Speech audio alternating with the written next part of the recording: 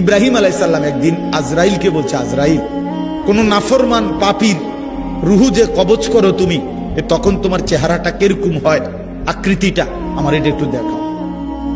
হযরত ইব্রাহিম আলাইহিস সালামকে আজরাইল বলছে, আল্লাহর কসম হে নবী, আপনি সহ্য করতে পারতেন না, আপনি এটা দেখতে চাইেন না। ইব্রাহিম আলাইহিস সালাম বললেন, না, আমার একটু হলেও দেখাও। তো আজরাইল এই বিভৎস আকৃতি, মানে নাফরমানের জান কবজ করার সময় উনার যে চেহারার আকৃতি হয়, এই চেহারাটা ধরে ইব্রাহিম আলাইহিস সালামকে দেখাইলেন। বিশ্বাস করেন, এই কিতাবে আছে, ইমাম কুরতুবীর কিতাব।